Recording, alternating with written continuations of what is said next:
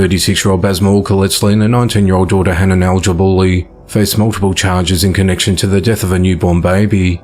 At just before 9 a.m. on Wednesday the 27th of September, medics responded to a property at 4435 Paxton Drive South in Hillard, Ohio for a medical emergency.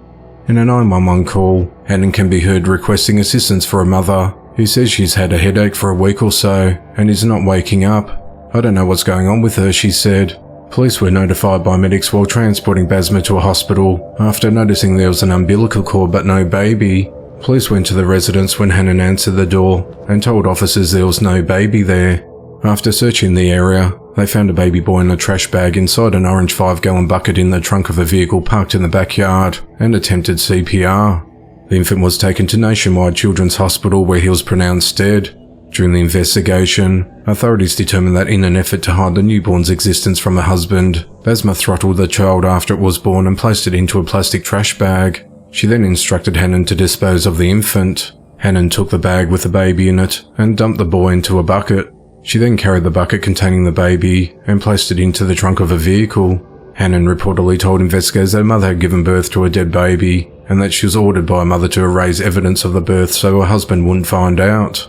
On Friday the 29th of September, Basma and Hanan were indicted on charges of aggravated murder, involuntary manslaughter, strangulation, endangering children, tampering with evidence and abuse of a corpse.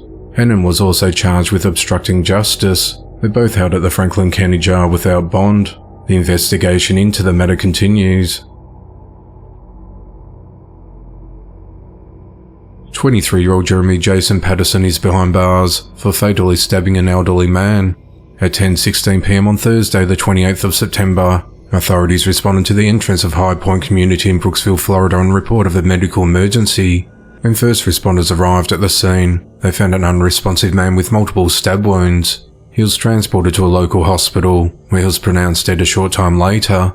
The victim was identified as 81-year-old Ed Mead, who worked as a security guard for the senior living community. Resident Arlene Dyer was devastated over the homicide. She said, "Our gate guard was there to keep us safe, and now he's dead. Why?" she said in tears. She said that she saw someone she believed matched the suspect's description walking in the community on Friday morning, but lost him after a 911 dispatcher told her not to follow him. Through witness statements and video surveillance, detectives identified Jeremy as a suspect, who officials described as a transient.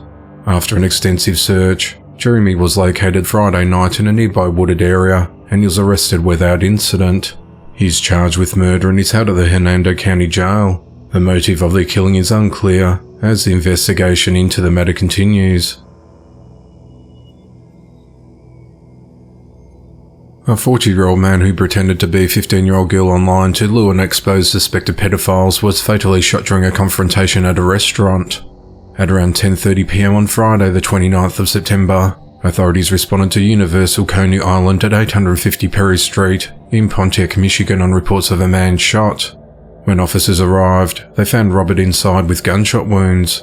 He was transported to a local hospital, where he later died. Authorities said that Robert approached two teenage males aged 17 and 18 years old who were sitting at a table. Robert mostly focused on talking to the 18-year-old, and things became heated when he accused the teen of being a pedophile and punched him. The 18-year-old pulled out a knife, while the 17-year-old who was on the opposite side of the table pulled out a gun and shot Robert multiple times.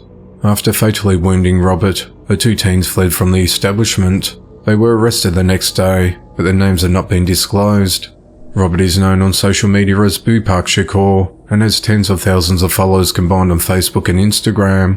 He would record and post videos of the online conversations and the subsequent in-person confrontation with the alleged child predators at parking lots, businesses and even private homes. Robert's efforts have led to 4 arrests, including a corrections officer at the local jail. On the night of Saturday the 30th of September, family and friends gathered outside Universal Coney Island for a candlelight vigil to honour Robert.